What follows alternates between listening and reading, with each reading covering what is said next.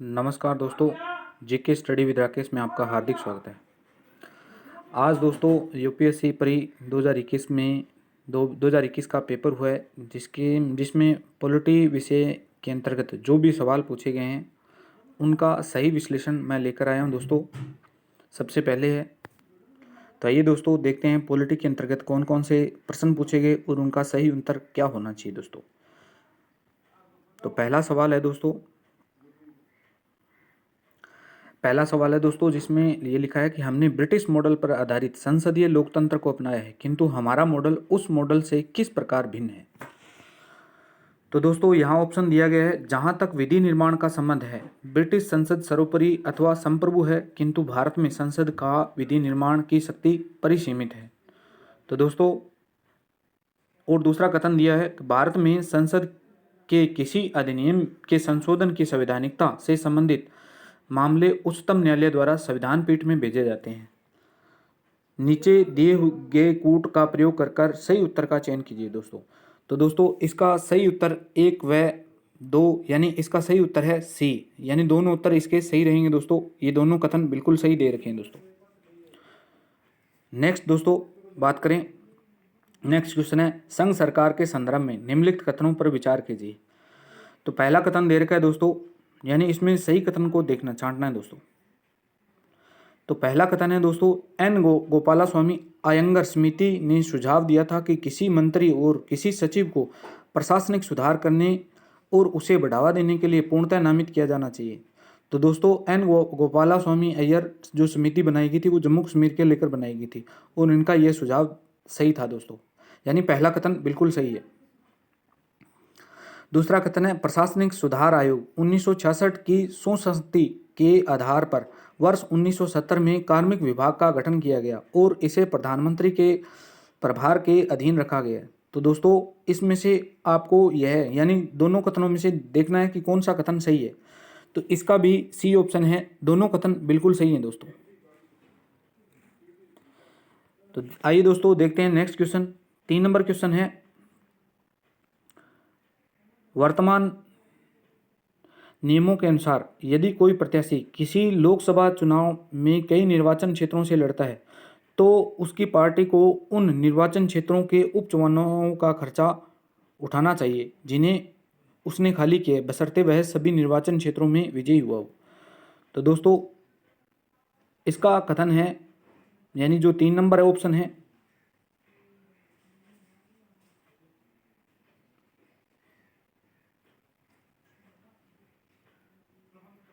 Sorry दोस्तों प्रश्न ये था, सॉरी 10 नंबर आ गया दोस्तों, ये तो प्रश्न 3 नंबर प्रश्न कौन सा है ये देखते हैं।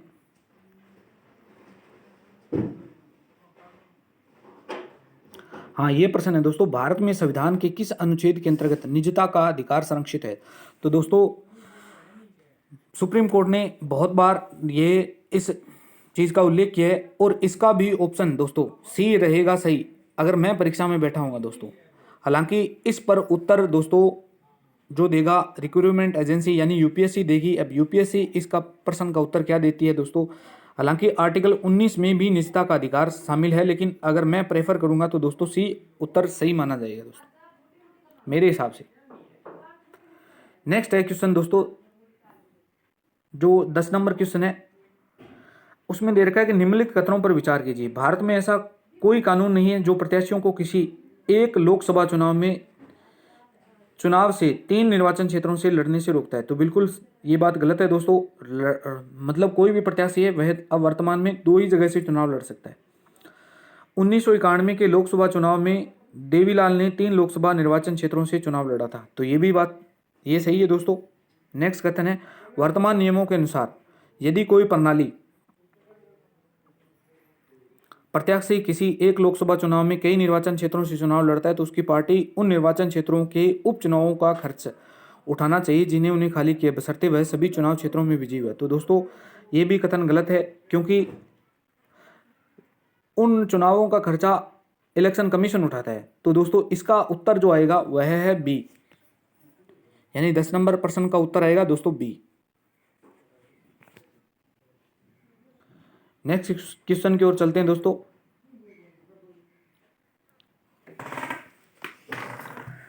नेक्स्ट क्वेश्चन है,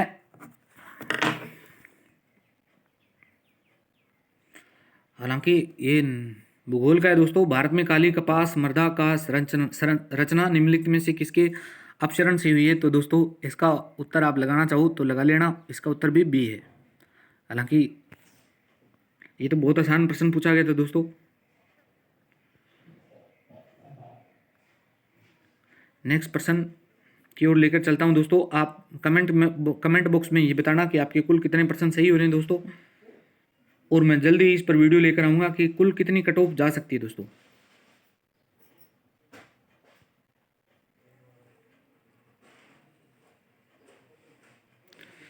तो नेक्स्ट प्रश्न है दोस्तों,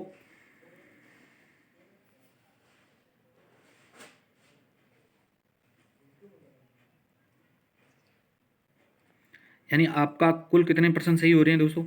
नेक्स्ट प्रश्न,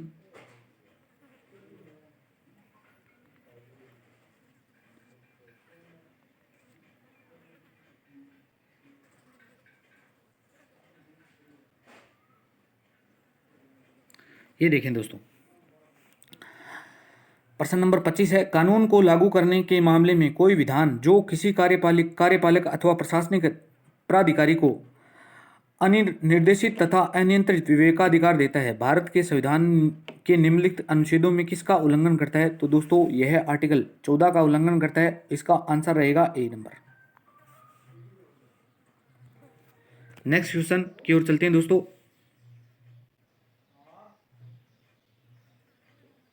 भारतीय राज्यव्यवस्था में निम्नलिखित में से कौन सी अनिवार्यता विशेषता यह दर्शाती है कि उसका संघीय स्वरूप है?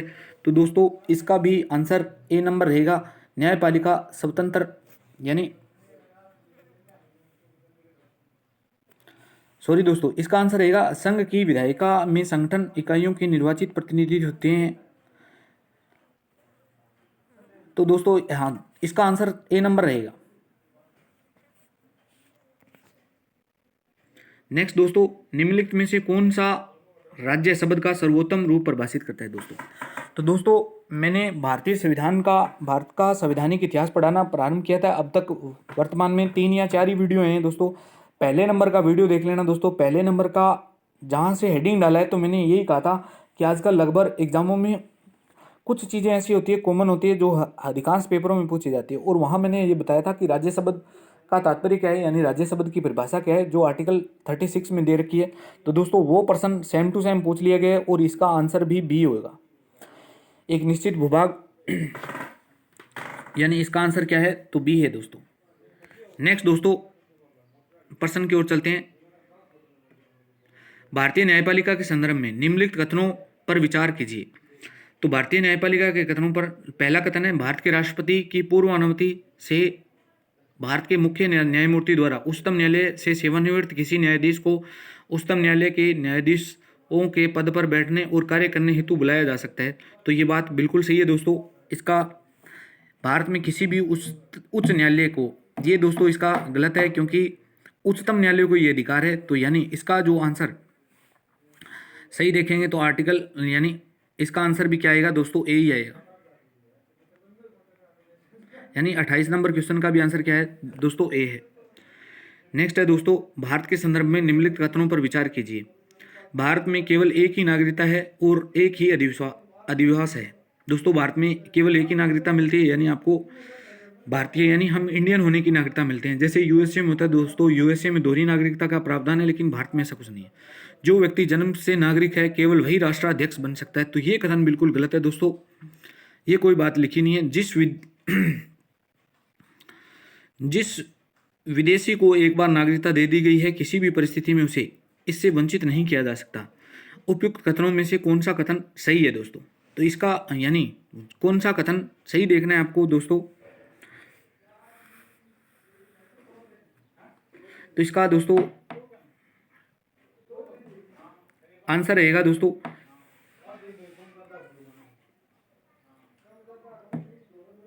मेरे हिसाब से दोस्तों इसका आंसर आना चाहिए, यानी सी, 1 और 3 सही, सॉरी इसका आंसर आना चाहिए ए दोस्तों। केवल एक सही है दोस्तों, सी नहीं होगा दोस्तों, क्योंकि इसमें यानी जिस विदेशी को ये, इस पर कुछ कंडीशन है।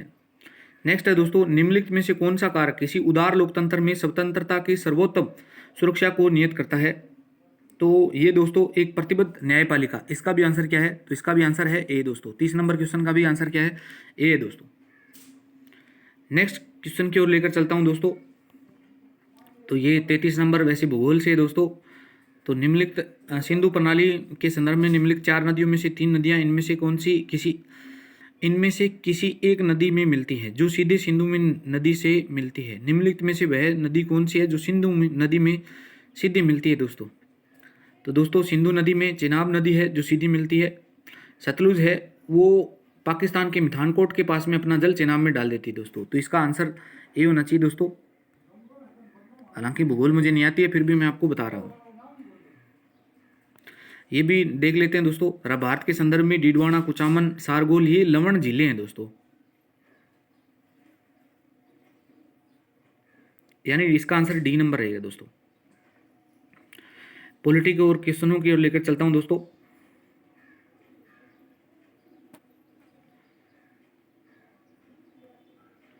भारतीय यानी ये देख रखा है दोस्तों, भारतीय संविधान के अंतर्गत धन का केंद्रीकरण किसका उल्लंघन करता है? तो दोस्तों ध्यान रखना दोस्तों, धन का केंद्रीकरण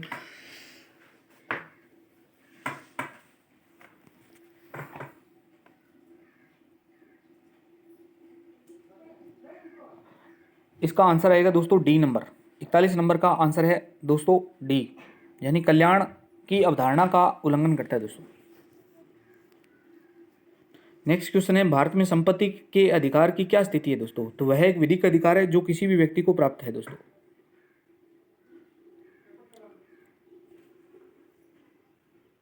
यानी इसका आंसर दोस्तों बी है।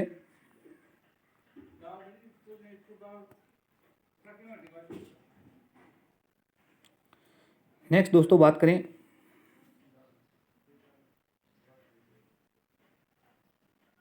छब्बीस जनवरी 1950 को भारत की वास्तविक संविधान की स्थिति क्या थी? तो दोस्तों इसका आंसर बी है, संपूर्ण प्रभुत्व संपन्न संप्रभु। यानी ये शब्द हमने 26 नवंबर 1949 है जो तो लागू हो गए थे दोस्तों। ये हमारे वीडियो में से प्रश्न पूछा गया दोस्तों। हमारा वीडियो जो प्रस्तावना पर मैंने वीडियो बना रखा है दोस्तों, अगर आपने किसी ने देखा नहीं है तो वो वीडियो देख लेना। उसमें से एक प्रश्न पूछा गया है दोस्तों। ये प्रश्न बिल्कुल करेक्ट देखने को मिलेगा आपको। नेक्स्ट क्वेश्चन को लेकर चलता हूं दोस्तों। यानी हमने जितने भी वीडियो बनाए दोस्तों तो उनमें से अगर प्रश्न पूछा गया तो उनमें से है दोस्तों। नेक्स्ट है, भारत रत्न तथा पद्म पुरस्कारों से संबंध में निम्नलिखित कथनों पर विचार कीजिए। तो दोस्तों भारत रत्न व पद्म पुरस्कार भारतीय संविधान के अनुच्छेद 18 के अंतर्गत उपाधियां हैं दोस्तों। वर्ष 1954 में प्रारंभ किए पद्म पुरस्कारों को केवल एक बार निलंबित किया गया था। किसी वर्ष विशेष में भारत रत्न पुरस्कारों की अधिकतम संख्या 5 तक सीमित है दोस्तों। तो इसका यानी कौन सा सही नहीं है? तो दोस्तों ये डी, इसका डी नंबर है। यानी 1 2 3 तीनों ही सही नहीं है दोस्तों। तो ये थे दोस्तों पॉलिटी के क्वेश्चन जो मैंने अपने यानी स्व विवेक आधार पर मैंने मेरा खुद का आंकलन बताया। अब हालांकि यूपीएससी अपने आंसर की जारी करेगी, अपने आंसर की में वो खुद बताएगी कि किस प्रश्न का वास्तविक उत्तर क्या है।